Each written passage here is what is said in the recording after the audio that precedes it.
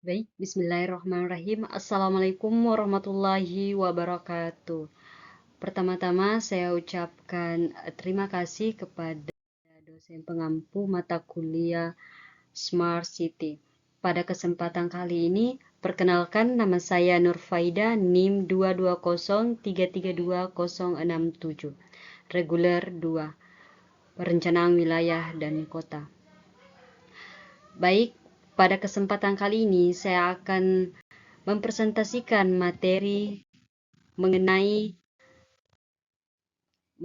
smart governance, yang dimana smart governance adalah sebuah konsep yang mengintegrasikan teknologi informasi dan komunikasi ke dalam proses pengambilan kebijakan untuk meningkatkan transparansi, efisiensi, dan keterlibatan masyarakat. Adapun Adapun prinsip konsep smart governance yang pertama yaitu meningkatkan manajemen organisasi, yang dimana pada meningkatkan manajemen organisasi itu sendiri yaitu sumber manusia dan infrastruktur, pengembangan sistem yang lebih efektif dan efisien untuk mendukung kegiatan pemerintahan dan pelayanan publik. Yang kedua yaitu membuat sistem database yang dapat diakses secara umum. Penggunaan teknologi untuk mengumpulkan, mengelola, dan membagikan informasi yang relevan untuk kepentingan pemerintahan dan masyarakat. Yang ketiga yaitu mengembangkan sistem informasi dan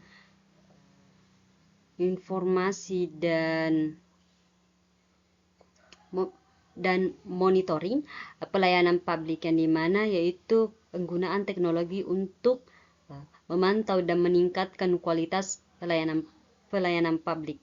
Yang keempat yaitu ada mengkolaborasikan dan mengikut sertakan seluruh lapisan masyarakat. Ini melibatkan partisipasi aktif masyarakat dalam mengambil keputusan dan pengembangan kebijakan, serta memberikan akses luas terhadap dokumen-dokumen kebijakan publik. Selanjutnya ada tujuan implementasi, yang dimana tujuan implementasi smart governance ini yaitu yang pertama meningkatkan efisiensi, yang dimana untuk meningkatkan kemampuan pemerintahan dalam mengelola sumber daya yang dimiliki oleh sebuah wilayah, mengambil keputusan serta memberikan kebutuhan pelayanan dasar bagi warga. Yang kedua yaitu meningkatkan transparansi, yang dimana untuk memastikan bahwa proses pengambilan keputusan dan pelaksanaan kebijakan pemerintahan dilakukan secara jelas, terbuka, dan dapat diakses oleh masyarakat. Yang ketiga ada meningkatkan kualitas pelayanan publik, yang dimana yaitu mewujudkan peningkatan kinerja pelayanan publik, kinerja birokrasi pemerintah, dan kinerja efisiensi kebijakan publik.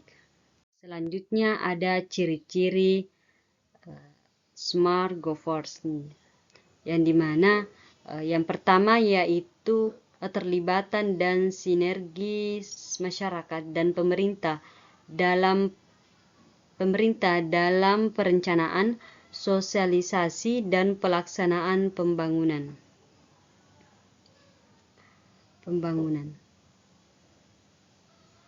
Selanjutnya ada optimalkan penerapan dan pengembangan sistem pemerintahan berbasis elektronik. Yang ketiga yaitu pengintegrasian data dan interoperabilitas sistem.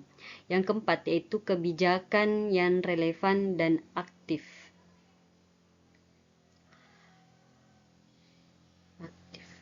Selanjutnya ada penggunaan teknologi yang terjamin keberlangsungan. Selanjutnya yaitu ada sistem satu data yang terbuka, lengkap, akurat, dan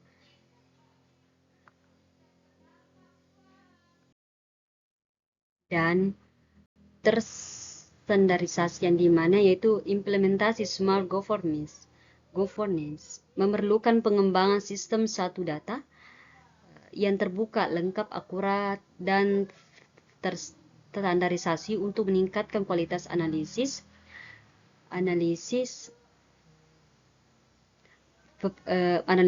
pengambilan keputusan dan sebuah kebijakan. Selanjutnya ada komponen smart governing, yang dimana yaitu yang pertama yaitu pelayanan atau service, yang dimana fokus pada meningkatkan kualitas dan efisiensi pelayanan publik, termasuk pelayanan administrasi secara prasarana dan jasa pokok. Yang kedua ada birokrasi, yang dimana yaitu berorientasi pada keadilan, tanggung jawab, dan keterbukaan dengan pengembangan aplikasi e-gov yang terintegrasi dan interoperable serta didukung oleh City Operation Center. Yang ketiga yaitu ada namanya kebijakan, yaitu berfokus pada pengambilan keputusan yang memberikan dampak positif bagi masyarakat secara berkesinambungan dan memberikan akses luas terhadap dokumen-dokumen kebijakan publik pemerintah.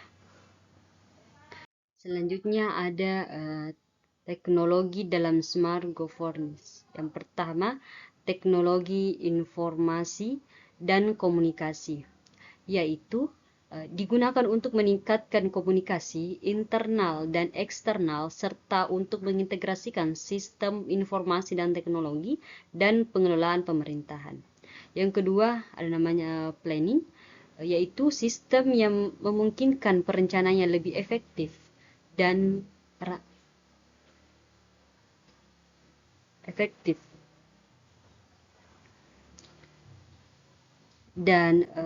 melalui penggunaan informasi teknologi.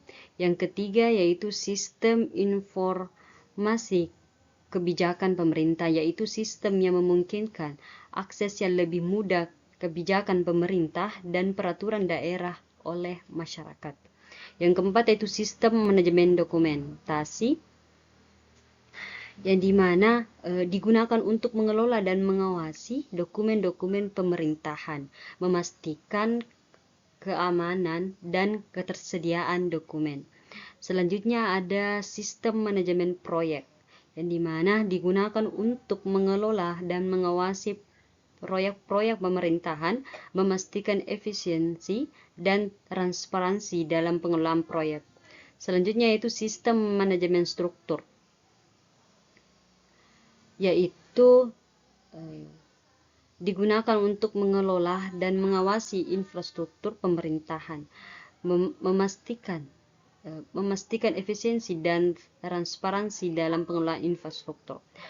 Selanjutnya ada sistem manajemen lingkungan, yang dimana digunakan untuk mengelola dan mengawasi lingkungan pemerintahan, memastikan efisiensi dan transparansi dan pengelolaan lingkungan. Selanjutnya ada Smart Water Supply System, yaitu sistem yang digunakan untuk mengawasi dan mengelola penyediaan air bersih, memastikan ketersediaan dan kualitas air bersih. Selanjutnya ada faktor utama keberhasilan smart government. Yang pertama yaitu dukungan teknologi, yang kedua dukungan sumber daya manusia, yang ketiga yaitu kesadaran dan partisipasi masyarakat. Selanjutnya yaitu pengembangan sistem informasi. Dan pada faktor utama keberhasilan smart governance ini dapat dilihat bahwa yang pertama yaitu dukungan teknologi. Dalam dukungan teknologi ini, penggunaan teknologi informasi dan komunikasi yang efektif dan efisien dalam pengelolaan pemerintahan dan pelayanan publik. Yang kedua yaitu dukungan sumber daya manusia, yang dimana ketersediaan sumber daya manusia yang kompeten dan berpengalaman dalam pengelolaan teknologi dan sistem informasi. Selanjutnya yaitu ada kesadaran dan partisipasi masyarakat, yaitu semacam kesadaran dan partisipasi aktif masyarakat dalam proses pengambilan keputusan dan pengelolaan pemerintahan. Selanjutnya ada pengembangan sistem informasi yang dimana pengembangan sistem informasi yang efektif dan efisien yang membantu dalam pengelolaan data dan informasi pemerintahan serta informasi, dan ini membantu untuk meningkatkan transparansi, akuntabilitas, dan efisiensi dalam pengelolaan pemerintahan. Selanjutnya ada strategi implementasi Smart Governance. Yang pertama yaitu meningkatkan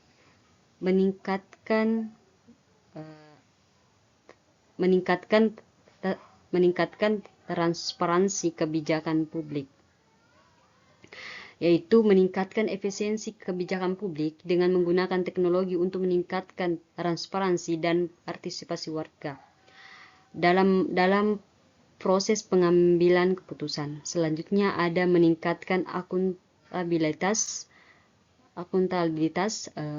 kebijakan publik,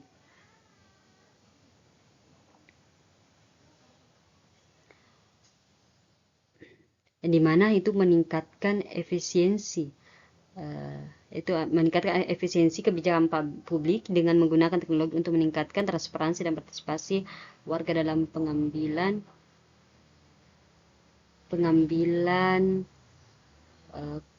sebuah keputusan. Selanjutnya itu meningkatkan partisipasi warga dalam pengambilan keputusan.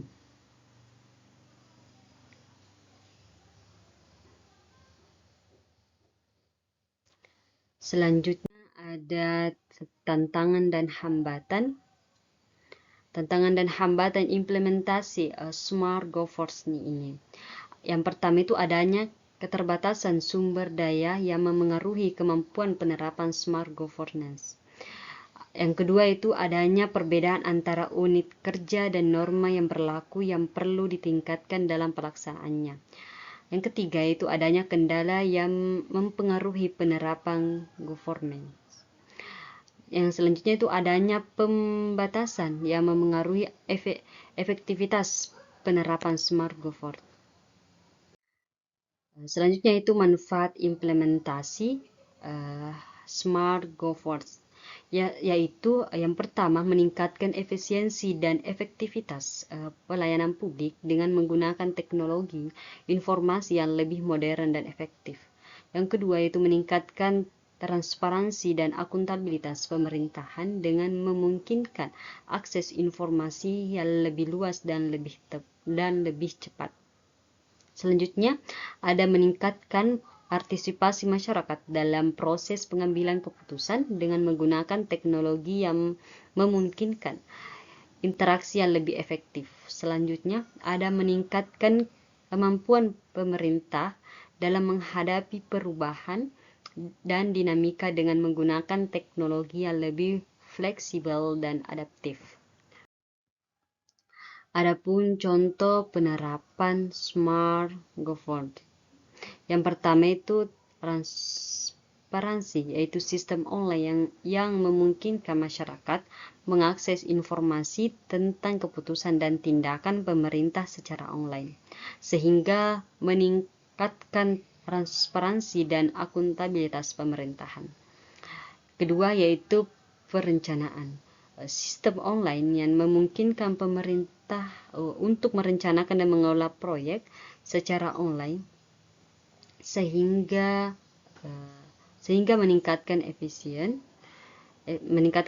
meningkatkan efisiensi dan efektivitas pelayanan publik. selanjutnya ada pengawasan, yang dimana itu sistem online yang memungkinkan pemerintah untuk mengawasi dan mengontrol kegiatan secara online sehingga meningkatkan efektivitas dan pengawasan dan pengontrolan. Selanjutnya ada namanya sebuah yaitu training, yang dimana sistem online yang memungkinkan pemerintah untuk memberikan pelatihan secara online sehingga meningkatkan kemampuan pemerintah dalam mengembangkan keterampilan dan pengetahuan. Sekian dan terima kasih, dan ada pun beberapa pertanyaan dari teman-teman yang terkait dari materi yang telah saya jelaskan. Ada saudari Surtiani NIM 220332037 yang memberikan pertanyaan, yaitu sebutkan indikator Smart Governance, yaitu langsung saja saya akan menjawabnya yaitu partisipasi dalam pengambilan keputusan, yang kedua layanan dan jasa sosial, yaitu yang selanjutnya itu transparansi pemerintahan, dan strategi dan perspektif politik. Selanjutnya ada pertanyaan dari saudari Salma, yaitu bagaimana Smart Governance dapat berkontribusi dalam mencapai tujuan pembangunan berkelanjutan, yaitu Smart Governance dapat berkontribusi dalam mencapai tujuan pembangunan berkelanjutan, yaitu tujuan pembangunan berkelanjutan dengan cara berikut. Yang pertama itu adalah transparansi, yang dimana Smart Governance memungkinkan transparansi dalam pengambilan keputusan dan pengelolaan sumber daya sehingga masyarakat dapat lebih terlihat dan memahami proses pengambilan keputusan lebih efektif dan efisien. Selanjutnya ada partisipasi, yaitu memungkinkan partisipasi masyarakat dalam pengambilan keputusan sehingga masyarakat dapat lebih terlihat dan memahami proses pengambilan keputusan yang lebih efektif dan efisien. Selanjutnya ada yang namanya inovasi, yaitu Smart Governance memungkinkan penggunaan teknologi dan inovasi kualitas pemerintah inovasi untuk meningkatkan efisiensi dan efektivitas pengelolaan sumber daya sehingga dapat membantu mencapai tujuan. Selanjutnya ada namanya pengawasan, yaitu Smart Governance memungkinkan pengawasan yang lebih efektif dan efisien sehingga dapat membantu mencapai tujuan. Selanjutnya ada yaitu dengan pengembangan lingkungan, yaitu Smart Governance ini memungkinkan pengembangan lingkungan yang lebih baik sehingga dapat meningkatkan kemampuan lingkungan dalam mencapai tujuan. Selanjutnya saya akan menjawab pertanyaan dari Nurulita Prihasti, apa saja komponen-komponen Smart Governance, yaitu yang pertama yaitu manajemen birokrasi yang efisien atau birokrasi, yaitu komponen yang berorientasi pada keadilan dan bertanggung jawab dengan tujuan meningkatkan efisiensi dan efektivitas dalam pengelolaan birokrasi. Selanjutnya adalah kebijakan, yaitu komponen ini tidak didefinisikan secara spesifik dalam sumber-sumber tersebut, namun dapat diartikan sebagai pengelolaan kebijakan yang efektif dan efisien dalam Smart Governance. Selanjutnya yaitu sistem informasi atau desa, yaitu komponen yang diteliti dalam penelitian sebagai variabel yang mempengaruhi penerapan Smart Governance dengan tujuan meningkatkan transparansi dan partisipasi masyarakat dalam pengambilan keputusan. Selanjutnya saya akan menjawab pertanyaan dari Alfian Hidayat, yaitu apa contoh nyata dari kota atau negara yang telah berhasil menerapkan menerapkan Smart Governance, yaitu contoh nyata dari kota atau negara yang telah berhasil menerapkan Smart Governance adalah Singapura, yang dimana Singapura telah membangun sistem pemerintahan yang cerdas dan efisien melalui penggunaan teknologi informasi dan komunikasi.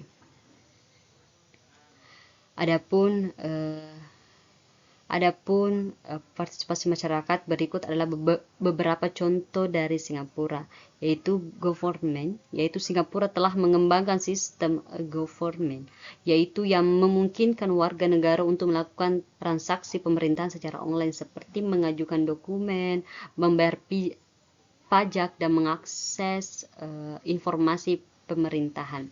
Selanjutnya ada transportasi cerdas, yang dimana Singapura telah mengembangkan sistem transportasi yang cerdas dengan menggunakan teknologi seperti GPS, sensor, dan analisis meningkatkan keamanan jalan. Selanjutnya ada namanya Smart Energy, yang dimana Singapura telah mengembangkan sistem energi yang cerdas dengan menggunakan teknologi seperti panel surya, penyimpanan energi, dan Smart Grid untuk mengoptimalkan penggunaan energi, mengurangi emisi gas rumah kaca, dan meningkatkan keamanan energi. Selanjutnya yaitu Smart Education, yang dimana Singapura telah mengembangkan sistem pendidikan yang cerdas dengan menggunakan teknologi seperti learning, analisis data, dan untuk meningkatkan akses pendidikan, meningkatkan efisiensi dan efektivitas pendidikan, serta meningkatkan kualitas hidup warga negara. Selanjutnya pertanyaan dari saudara Ishak, yaitu bagaimana keamanan dan privasi data diatur dalam sistem Smart Governance, yaitu kita bisa lihat di sini bahwa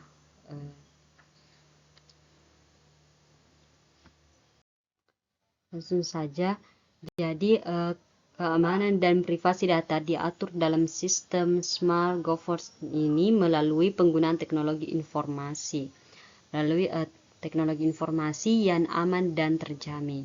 Selanjutnya itu dalam beberapa penelitian, keamanan dan privasi data dianggap sebagai variabel yang sangat penting dalam penerapan Smart Governance ini, yaitu teknologi informasi dan komunikasi digunakan untuk meningkatkan keamanan data dan memastikan bahwa data pemerintah dan masyarakat tidak dapat dimanipulasi dan dapat dipantau secara real time. Dan ada yaitu ICT, yaitu juga membantu memastikan bahwa semua data pemerintah dan masyarakat aman dan tidak dapat diakses oleh pihak yang tidak berwenang. Selanjutnya itu dalam beberapa penelitian keamanan data dianggap sebagai salah satu indikator penting dalam Smart Governance ini, bersama dengan indikator lain seperti transparansi, partisipasi, dan pengelolaan dana desa. Mungkin cukup sekian dari presentasi saya. Lebih dan kurangnya mohon dimaafkan. Kesempurnaan hanya milik Allah. Saya akhiri dengan ucapan billahi fisabilil haq fastabiqul khairat. Wassalamualaikum warahmatullahi wabarakatuh.